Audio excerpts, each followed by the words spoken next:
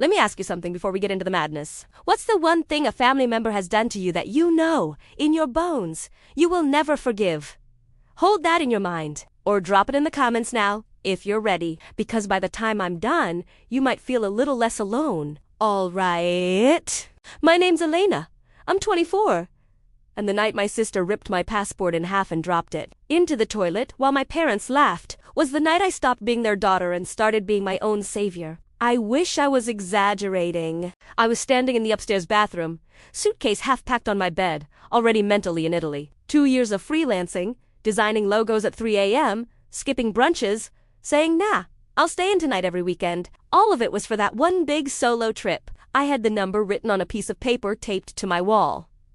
Italy Fund, $6,500.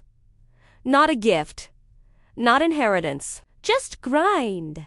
And then Brianna walked in. She looked at me, then at my passport sitting on the counter. Where are you going? She asked, voice sugar-sweet and empty. To the airport. My flight's in for hours, I said, zipping my makeup bag. I didn't even think I needed to defend myself. I'd told them all about this trip for months. She picked up my passport and flipped it open, like she was just being nosy. Then, without a word, she tore it straight down the middle. That sound, paper ripping, is way louder when it's your entire future. Before I could even process, she dropped both halves into the toilet, hit the flush, and watched it swirl away. She actually smiled. There, she said. Now you can stop being selfish and stay here to help with Mason. Real mums don't run away on holiday. My $6,000. My time. My freedom. Gone with one flush. I looked past her, expecting my parents to scream, to scold her, to at least look horrified. They were in the doorway, laughing. My mother covered her mouth like it was a joke on a prank show. My dad chuckled and shook his head. Elena, don't be so dramatic, he said. It's just a trip. In that exact second, something in me went very, very still. You know that feeling when you suddenly realize you're not safe where you are? Like the air changes? This wasn't my family home anymore. It was a locked room, and I was done being the nice little prisoner. I went straight to my room, shut the door, and dragged a chair under the handle. Not because they'd chase me, but because I needed one tiny thing I could control in that house. I didn't cry. I thought I would. Honestly, I expected the full movie scene, sliding down the wall, sobbing, all that. Nope. Instead, I looked at the spreadsheet taped above my desk, all my freelance invoices, highlighted and dated. I pulled it down and shoved it into my suitcase. I glanced at the total again. $6,500? But another number flashed in my head. $15,000. That was how much money I'd loaned Brianna since I turned 18. Last-minute rent she forgot to pay. Car repairs that somehow never happened. I'll pay you back next month. Promise. Texts that might as well have been written in disappearing ink. We both knew that every time I gave her money, it went from loan to gift the moment it hit her account. Then I remembered last week, she'd cornered me in the kitchen, leaning against the counter like she owned the place. Lena, I need $6,000, she'd said, like she was asking for a ride to the store. I've booked a consultation. Mommy makeover. I deserve it after giving Mom her first grandbaby. I'd laughed, thinking she was joking. That's my Italy fund. I've been saving 2 years for this. Her face didn't fall. It hardened. You'd really rather waste money on pasta and selfies than help your own sister feel good about her body? She'd snapped. Wow. Selfish. That was when I finally clocked how her brain really worked. To Brianna, my savings weren't mine. They were unclaimed resources, a pot she hadn't drained yet. So when I said no, she didn't hear no. She heard, "You're not entitled to what's rightfully yours." And now, watching my passport spin down the toilet, it hit me. This wasn't about babysitting. She didn't need childcare. She needed to make sure, if she couldn't have the money, I couldn't have the joy. She needed me back at zero. The little sister wasn't allowed to get ahead. I zipped my suitcase shut. My hands were shaking, but my mind was knives. They thought this was about a missed flight. It wasn't. This was my final overdraft notice to the family. The Bank of Elena was closed. I walked down the stairs slowly. Suitcase in one hand, backpack over my shoulder. My boots thudded against the hardwood with each step, steady and deliberate. Don't run, I told myself. Running makes you look guilty. Or pray. I could feel all their eyes on my back. Brianna's, my mum's, my dad's. But I kept my gaze locked on the front door. Just get outside. That was the only goal. I reached for the brass handle. My fingers were right there. A hand slammed against the door next to my head, hard enough to make me flinch. My dad, Richard, didn't look like the guy who used to cheer at my school concerts. He looked like a bouncer at some dodgy club. And I was the one he wasn't letting in. He slid the deadbolt with a loud, final click. He turned, planted himself in front of the door, arms folded. The message was loud and clear. You are not leaving. Move, I said quietly. No, he growled. You are not walking out on this family. You're going to turn around, go apologize to your sister, and stop this nonsense. I stared at him. She destroyed my passport, I said, my voice flat. She flushed my trip, my savings, my work. And you want me to apologize? She's under a lot of stress, my mum cut in, stepping up beside him. Patricia's voice used to be soft, worn down by years of peacekeeping. Right now, it was sharp, impatient. Stop being dramatic, Elena. Just transfer the money to Brianna, and we'll all move on. You give her the 6,000. We forget you tried to run away, and we go back to being a family. Ah, there it was. They didn't want peace. They wanted payment. This wasn't a family discussion. It was a negotiation with kidnappers. They were literally blocking the exit until I wired my life savings to their favorite child. I looked at my mum properly then. For years, I'd told myself she was a victim too. Stuck under Brianna's moods, just like me. Always walking on eggshells, always trying to keep the golden child from exploding. But now, with her standing between me and the door, demanding I fund a cosmetic surgery as the price of freedom, nope, she wasn't neutral. She wasn't helpless. She was a shield. They had both decided a long time ago that it was easier to feed Brianna other people's lives than to face her temper. They would rather watch me bleed out financially than listen to their eldest throw a tantrum for 5 minutes. You're not asking me for help, I said slowly. You're shaking me down. We're parenting you, my dad snapped, his face going red. Now hand over your phone and make the transfer, or you're not leaving this house. My heart was pounding, but my mind was crystal clear. I couldn't push past him. He was bigger than me, angrier than me, and way more desperate. But he'd forgotten something important. I grew up in this house too. I knew where every secret was buried. Okay, I said, letting my shoulders slump just enough to sell it. I dropped my suitcase gently to the floor. Fine, you win. I'll do it. Their bodies relaxed a fraction. My mum's mouth even twitched like she wanted to smile. I just need the bathroom first, I added. 2 minutes. Then I'll transfer the money. He hesitated, then moved a step away from the door, probably thinking he'd talk some sense into me as soon as I came back. I turned away, calmly. And then I ran.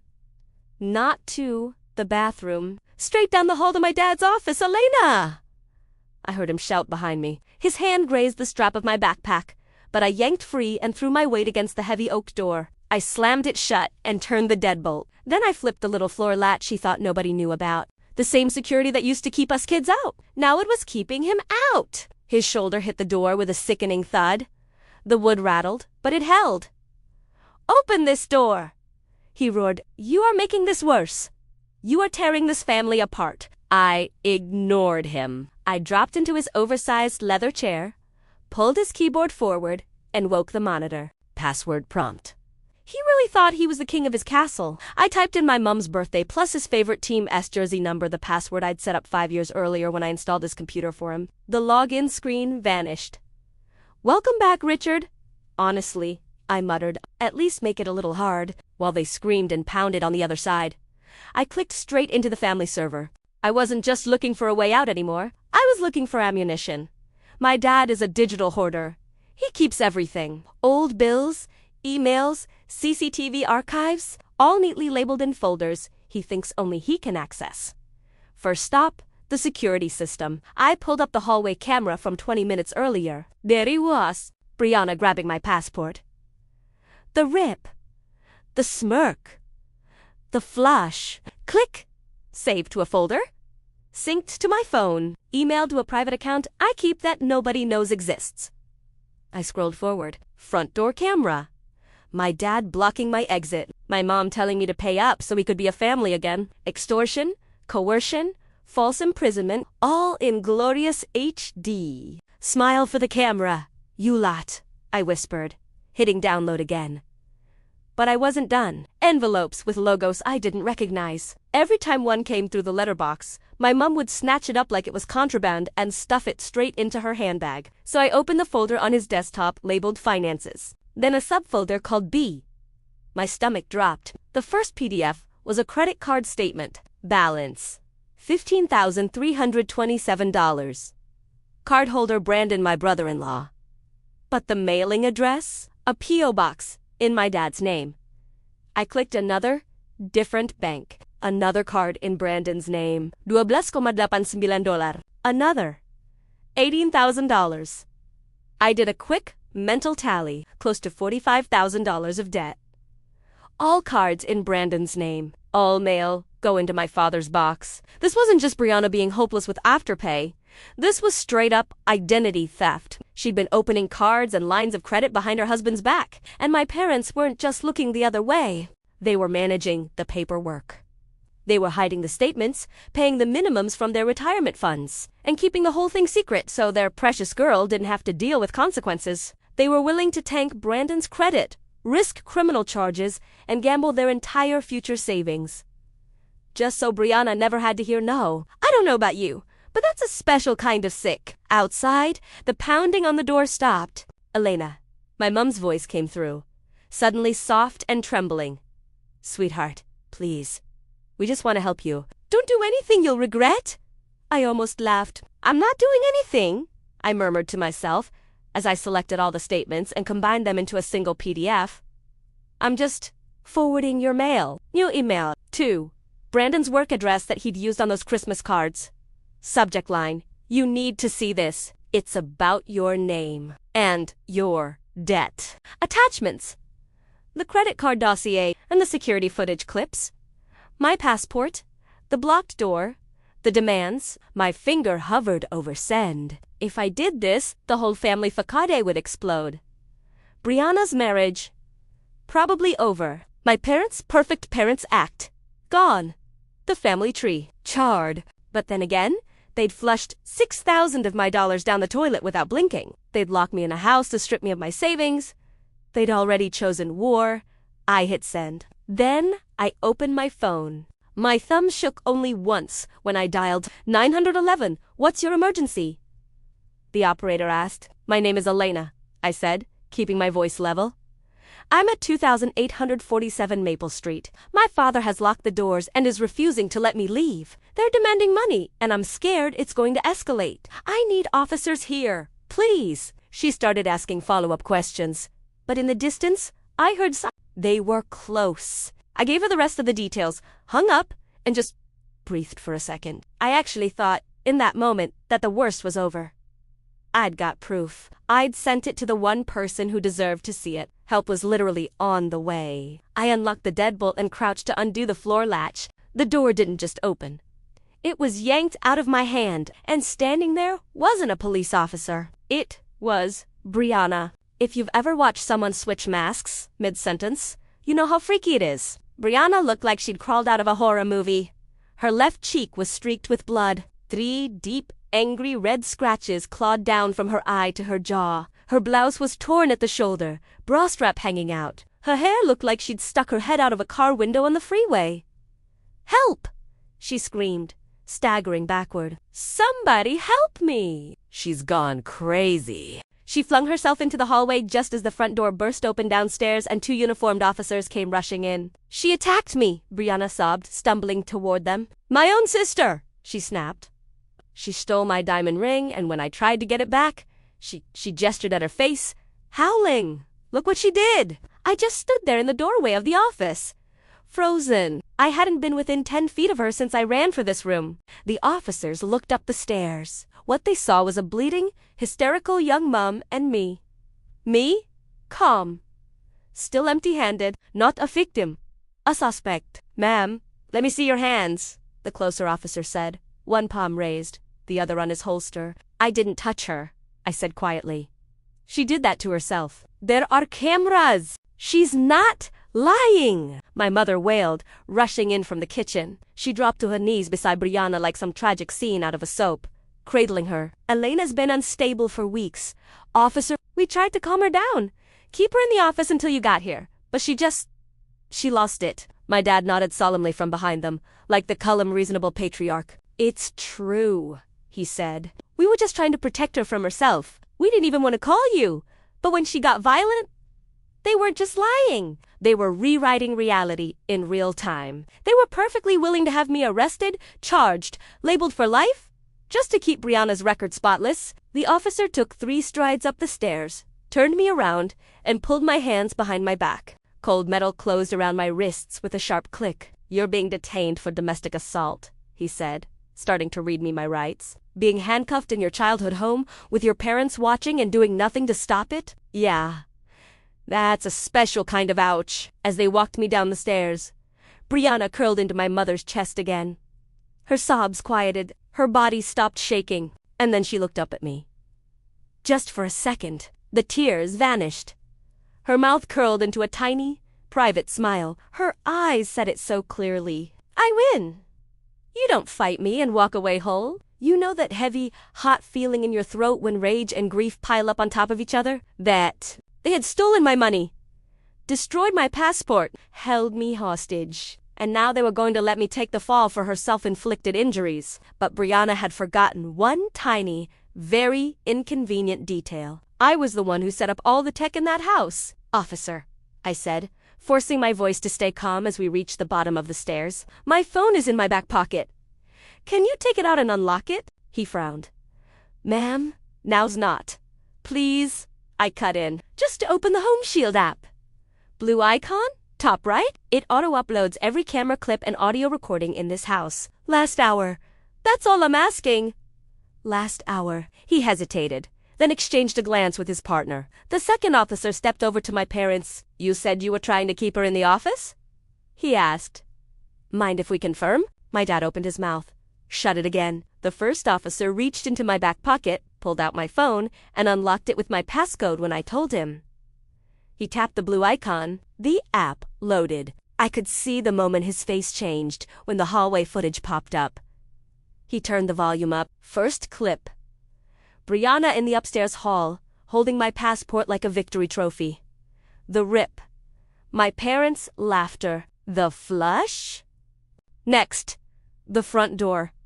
My dad blocking the exit. My mom telling me to just transfer the money and we'll forget about this little episode. Then, and this one was audio only, Brianna downstairs, clawing at her own face in the reflection of the microwave door, hyping herself up, whispering, "Make it good!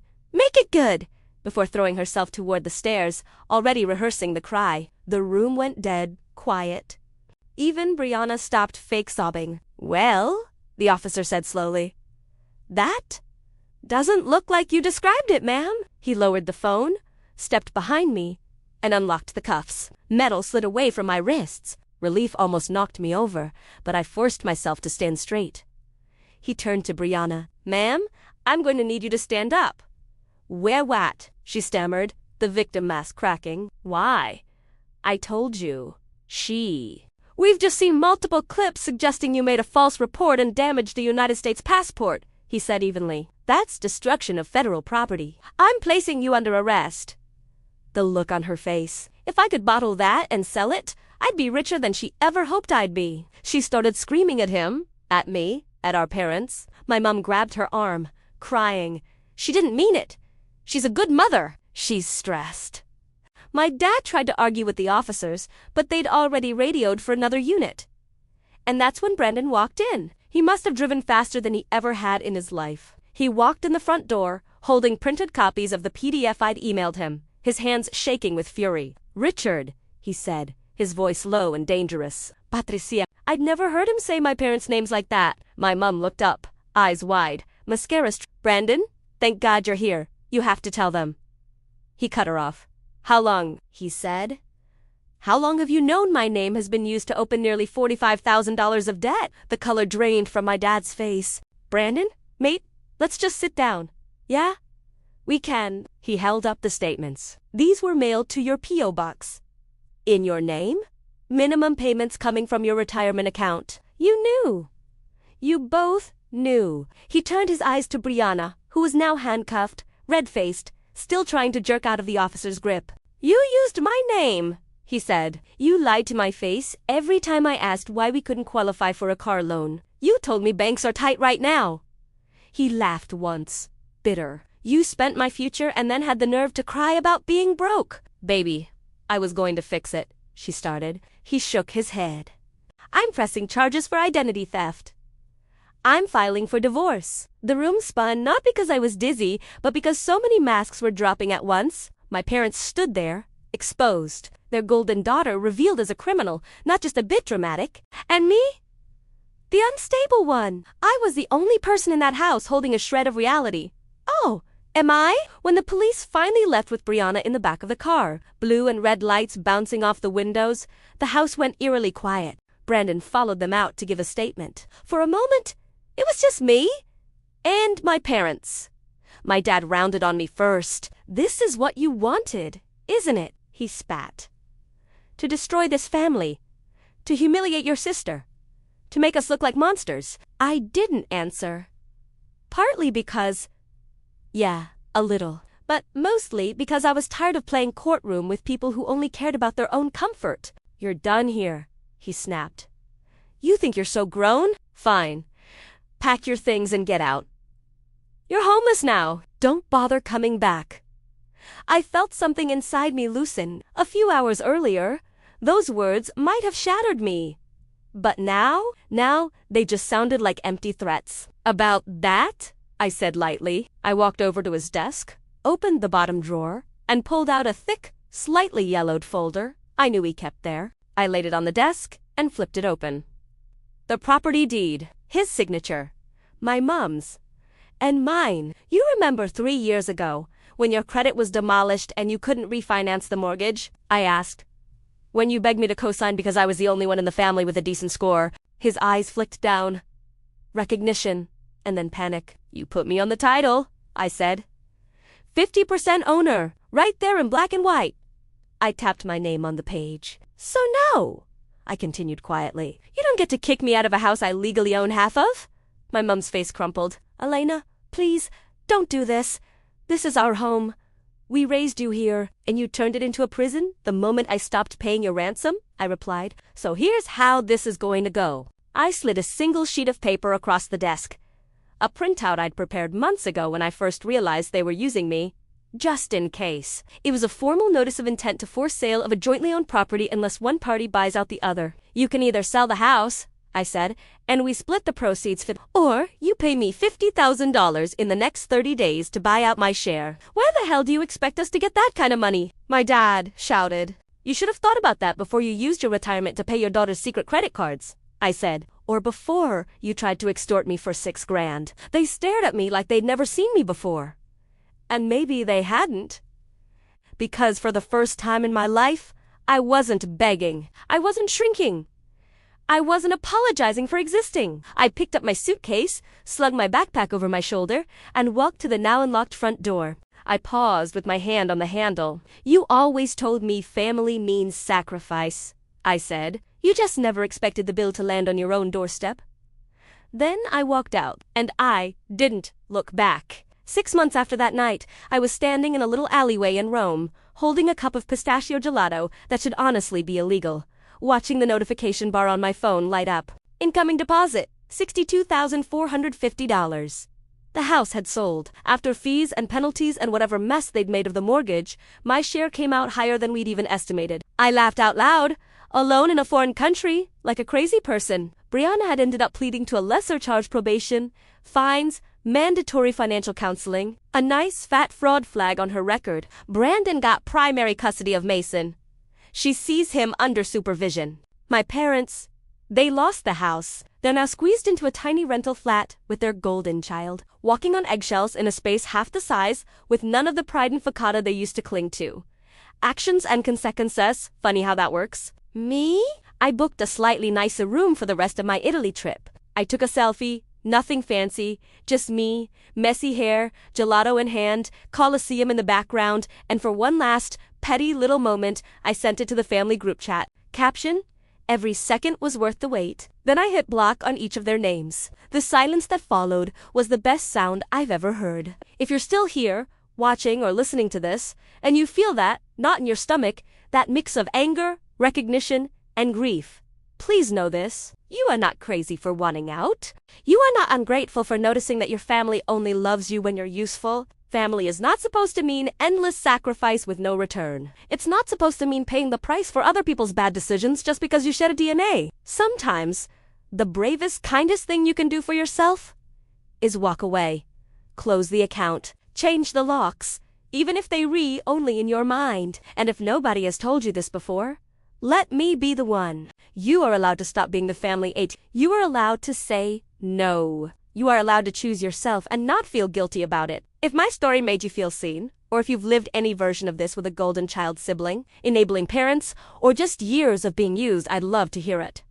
Drop your experience in the comments if you feel safe enough to share. You never know who might read it and feel a little less alone. And if you want more real messy cathartic stories like this, stories of people who were pushed too far and finally pushed back, make sure you subscribe to Revenge Diary. Hit that subscribe button. Turn on the little bell. And if you know someone who needs to hear this, a sister, a friend, a coworker who's always carrying her whole family on her back, share this video with her. Because sometimes the first step toward freedom is just hearing that someone else made it out. I'm Elena, and flushing my sister's control down the drain was the best revenge I've ever had.